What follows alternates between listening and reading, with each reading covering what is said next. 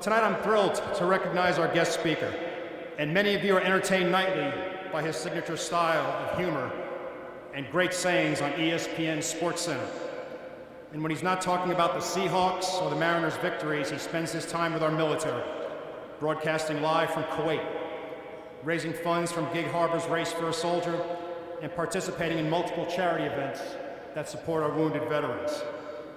He signed with the Seattle Seahawks in 1982 out of the University of Nevada of Las Vegas, and was recently in 2006 on Dancing with the Stars. He is a tremendous supporter of our military, second to none. And although he won't be on SportsCenter tonight, he's going to join us live and in person right here in a few minutes. So please join me in a warm JBLM welcome for tonight's main event, Washington's own Kenny Mayne. Thanks very much.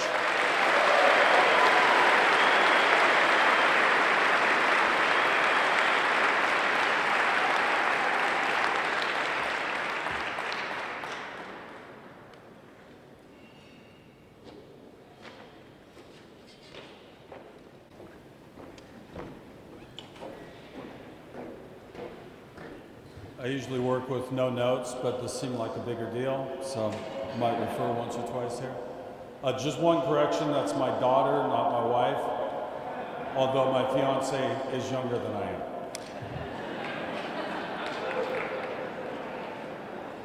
Besides all the defending the country stuff, which is important, you guys sure know how to dress up. It's an honor to be here, truly. The Sergeant Major who did the Old Glory presentation pretty much stole everything I was going to say. So I'm going to kind of wing it from here.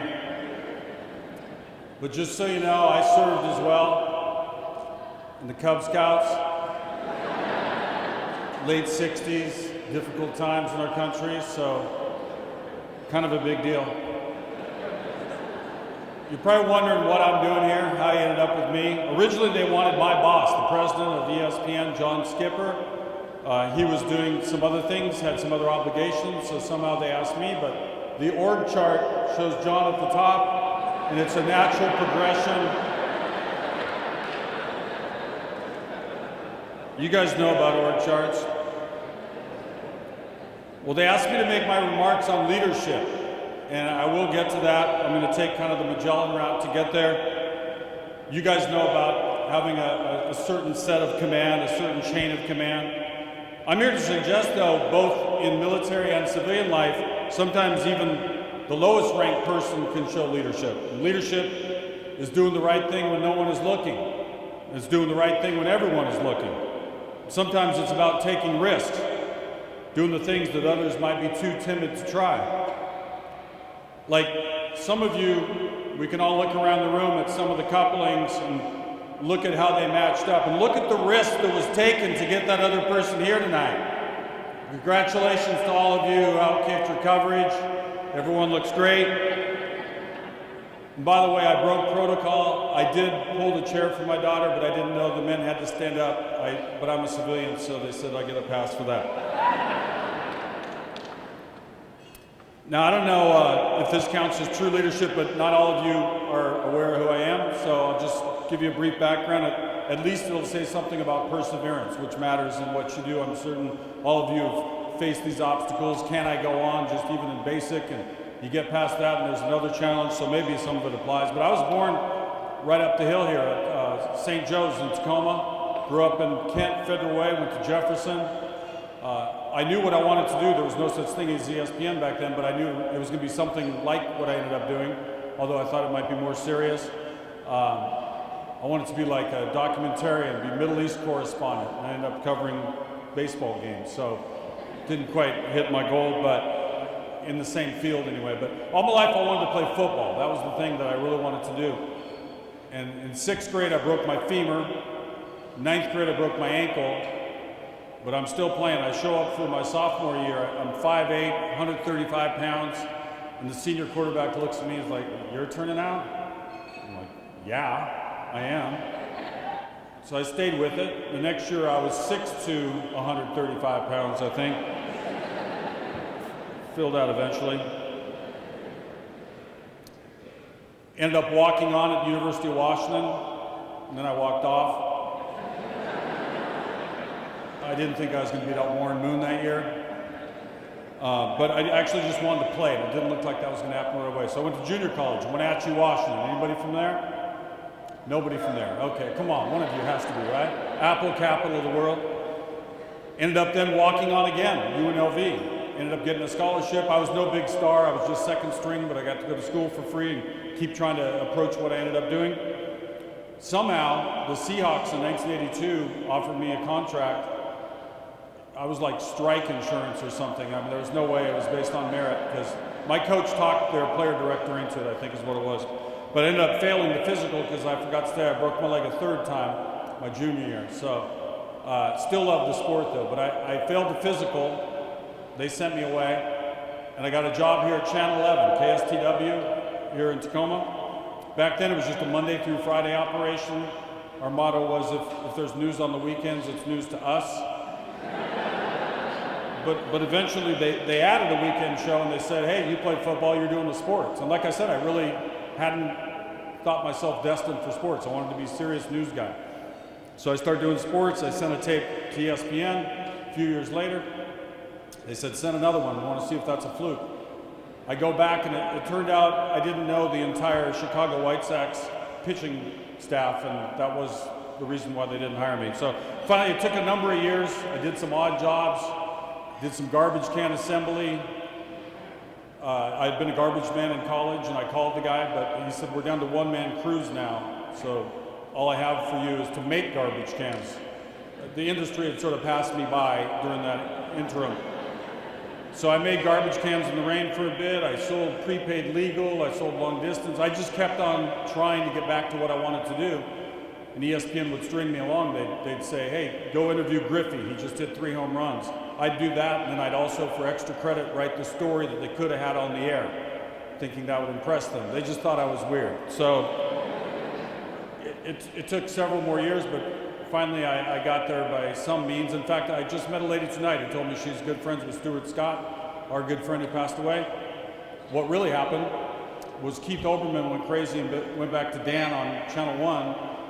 Stuart moved up to be the main anchor, and they needed one more guy, and there I was.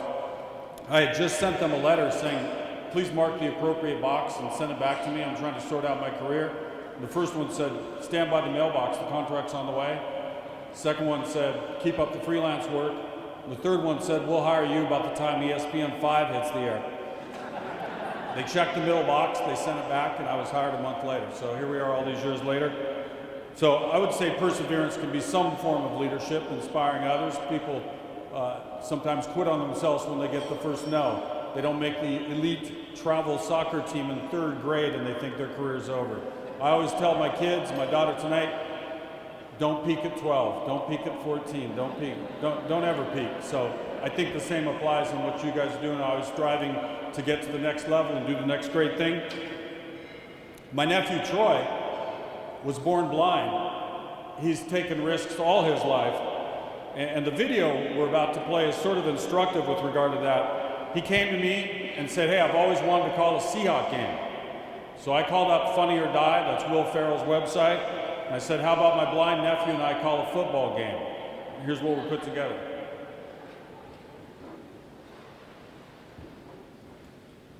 I should tell you off the top, it says, my nephew Troy has always wanted to be a football announcer. He's blind. He also has Asperger's. That is to say, he is limitless.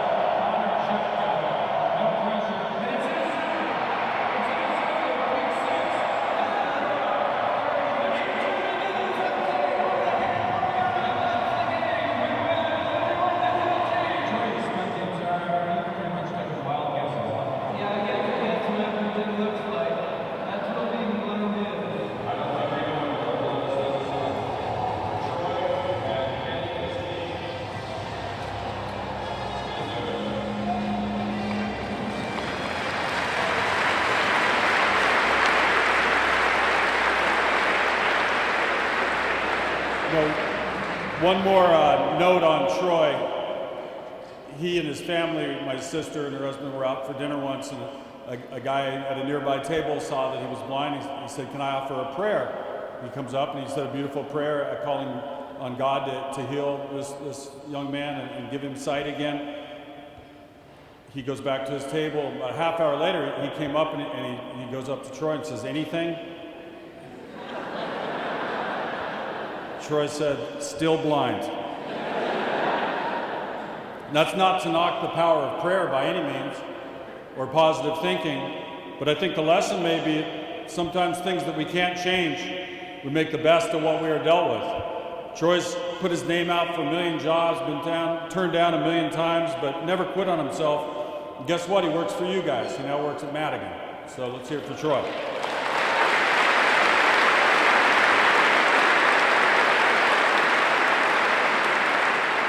Now, to some real leadership I've witnessed. All of it's in relation, or most of it's in relation to people like you who defend our country. And my sister already got a mention, that's Leslie Mayne, she's here tonight. She lost her son, Kyle Farr, U.S. Army. He served in Iraq. He had PTSD, and he died a day after being released from treatment in a hospital back in Baltimore at age 27. So I'm sure you've dealt with this, or at least by extension. Leslie, obviously, as any mother would do, hit bottom for a while. The family, suffered a great deal for this, trying to sort out what had happened. But she then found a way to make some good out of it. So right around the corner here in Gig Harbor, now in its 6th year, we have something called a foundation called Permission to Start Dreaming. She took PTSD and she changed the letters and changed the wording. It's headlined by a half marathon called Race for a Soldier, and it's run every September. And all the money we raise goes to healthy alternative therapies for soldiers, men and women coming back from war, horses, dogs, mountain climbing, farming. And you see the leadership within the race itself. Some of you might have already run in the race in full gear, full pack. We see active military run the race every year. We see disabled runners out there. Sometimes we see a wife or a sister or brother of a soldier who's suffering. They just come out to be around 1,500 people who are gathering together to do the right thing.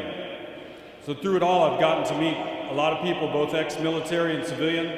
They show leadership in making sure our returning vets get the very best chance at a fruitful post-war life. In Federal Way, there's a lady named Debbie Thayer. She raises dogs, and she trains the soldiers to bond with them. Gives these men and women and their families a freedom that they didn't enjoy before. Up in Mount Vernon, there's something called Growing Veterans. Some ex-soldiers started a farm, and they work with the earth, and they work with each other, and they improve each other every day. They take turns being leaders, and some of what goes to harvest goes to vets who right now need a little bit of help in feeding themselves. That's leadership. My friend Jared Allen just retired from the NFL. For several years, he's been building homes that are wheelchair-friendly for veterans returning from war who need that type of access. And that's another form of leadership. A bunch of other NFL players, one of them was briefly with the Seahawks, Army Ranger Nate Boyer. They have a cause called Water Boys, and what they're doing is raising money to bring water to countries that don't have much water, something that we take for granted. All of you show the rest of us who haven't served leadership just for the fact you signed up. And it's a tiny percentage of our population that bears the burden of defending the rest of us. But more than you sometimes realize, those of us who enjoy the benefits of it have an unending appreciation for all you put up with, for the risks you take, and the dedication to our country. The last several years, I've had a chance to play with some amputee warriors, some flag football, men and women out there, all veterans. One of the women is Jen Welter, the first female coach ever in the National Football League. She's also maybe the quickest player on the field when we take on ex-NFL players around the country. My best receiver, he makes one-handed catches because he has one hand. His name's Michael Smith. Does triathlons. He shows leadership. He shows it, and they all show leadership, and that they give a lesson to anybody out there, their brothers and sisters in the military, civilians looking on, who might be missing a limb or two themselves. They show some folks that they're willing to take a risk, doing something that doesn't come as easily as it once did. The games are beneficial to the veterans who play and inspiring to those who watch. I remember a game in New York before the Seahawks won the Super Bowl. And one of the ex-military guys had just gotten his prosthetics maybe 2 weeks before. He was nervous before the game. He was worried about going out there and making a fool of himself, falling down. He ended up making some of the best plays and leading us to a win. And that night changed his life. It gave him the confidence to go from there and do anything. Anything was possible for him after that. There's a guy named Snoop Dogg. He's shown up more than once to help out the players, not for money, not for publicity, but because he just wants to play the game he loves and hang out with a couple dozen vets. His father served in Vietnam, and he gives to the cause every time. And every time we play one of those games, several parents bring their disabled kids down to the game, down to the field. A couple hours of flag football ends up having a whole lot of meaning to a whole lot of other people. I guess what I'm getting at is leadership comes in many forms. A simple example to others of the right way to do things, so that those who witness what's taken place come away improved. We're not really two classes of people, military and civilian. We're all in this together. We just happen to do different things in different ways. And every time we do it separately, but especially when we do it together, we're more united. Maybe the first time we're inspired by someone else's leadership, and the next time we're the leader. Like the folks who devote hours and hours to food banks, the people running homeless shelters, jobs programs, medical clinics, after-school programs, drug counseling, mentors, big brothers, volunteers in every kind of way everywhere. Civilians out there are doing some of that, and some of you are volunteering that same way besides what you do in the military. And you volunteered for this. What were you thinking? Probably something pretty noble.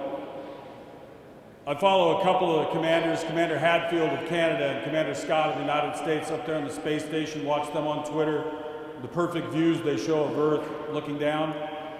I can't remember which one it was recently who remarked, they should make every world leader go up on the space station for a week and see how we're actually all together on this one globe. And sometimes I think the same for the United States. We should just look at this place, try to be better to each other and not be so divided. I heard a guy once marvel on television because the Key Bridge, I think it's called, in Washington, D.C. was shut down. So there was all this traffic problem that day. But it wasn't.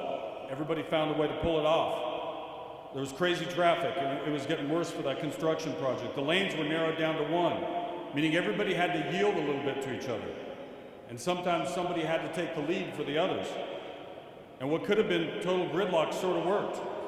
The traffic kept flowing because people respected each other and worked with and around each other for the greater good. Right then and there in those cars, it didn't matter that one driver was Christian and one driver was Muslim and one was Republican and one was Democrat. Black and white didn't matter, tall and short. Nothing like that mattered, but everyone mattered. And it sounds like a simple little story, but it's kind of a nice metaphor for how we might do all this together, civilian and military. Some people led, some people followed, and each appreciated what the other did. A little bit like the best vision of how the many of us, the civilians, might work with the few of you, the military, and the all of us will be better for it. So I want to thank you for having me out tonight, listening to my nephew Troy, hearing about Race for a Soldier, Don't Drink and Drive. Truly thanks for your service, and enjoy your night. Thanks for having me.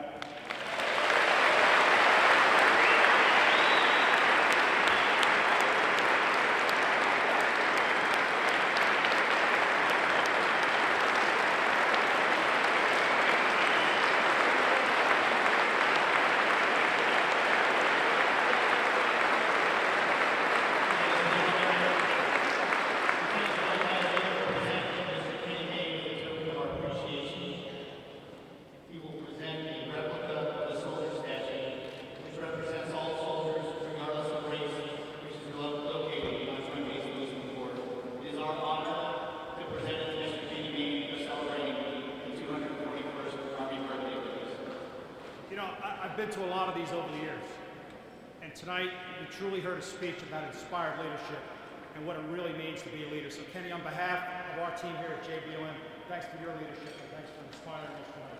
Thanks for everything you do. Thank you very much.